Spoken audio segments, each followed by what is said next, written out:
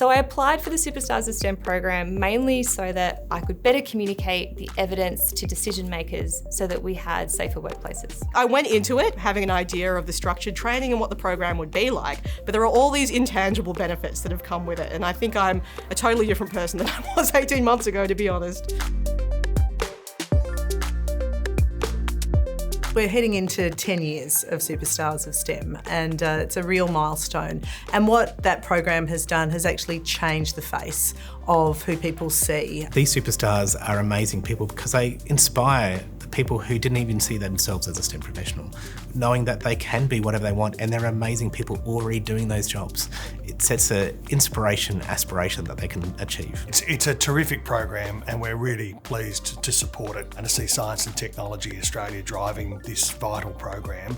We need to pull every lever that we can to build our scientific capacity. Young people going into science teaching, going into the sciences and the technology areas and mathematics to drive our national progress.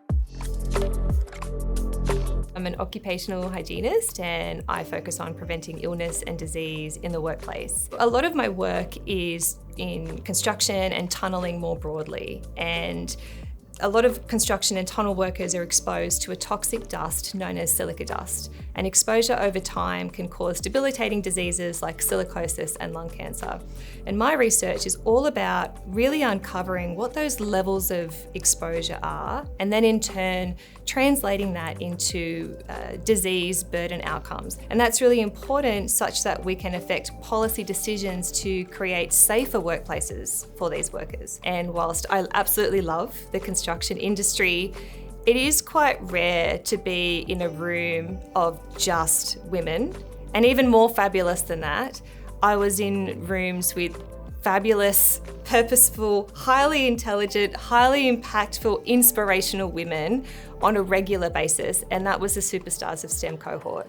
As a scientist, we speak our own language sometimes to ourselves, and we're really comfortable in doing that. I'm definitely more comfortable speaking very technically about my niche subject.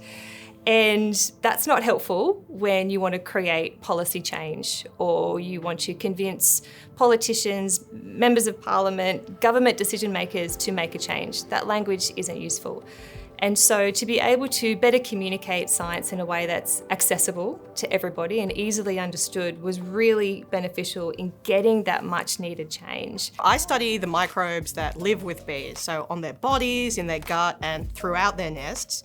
And these microbes are super important for keeping bees healthy. They also affect the quality of bee products like honey and pollen. So by understanding these microbial partners, we can protect bees, but also all of the ecosystems that rely on bees. Getting out to talk to parliamentarians, like human to human, face to face, about my science and why it's important was really eye-opening and sort of demystifying to a bit of the political process. For me, probably the biggest upskill has been range. So being able to talk to a room full of 10-year-olds one week, and then a journalist the next, and then a politician after that, and actually feeling confident in being able to do that. A lot of people, and especially women, they might have these feelings of hesitation to put your hand up, but being part of the Superstars program has really just kind of blown away those feelings for me. I think when you're surrounded by like a supportive, like-minded group of people that really want to see you succeed, it's kind of impossible to have that kind of self-doubt. They are cheering on your accomplishments, they're sharing things that they've learned, like often the hard way, so you don't have to, and they're just encouraging you to aim higher. Well, when you talk to the scientists at the CSIRO or our researchers across the university system, they can all name somebody who inspired them getting into science, getting into the technical trades, getting into engineering. That role that Australians play inspiring each other is just so important for this great national project. The impact of that is critical so people can see themselves in a potential career in science and technology in the future. The confidence, the growth, their passion and the way they speak about it is amazing. And equally, how the media reacts to them. Before they were chasing media engagement, now the media is chasing them. That's exciting. If you're considering applying for Superstars, I would say run, don't walk, honestly. If you are passionate about communicating your research, or if you care about advocating for STEM, then I think the world really needs you doing that loudly right now. And I think that the Superstars program is one of the best built opportunities to kind of turn that passion into a real honed skill set.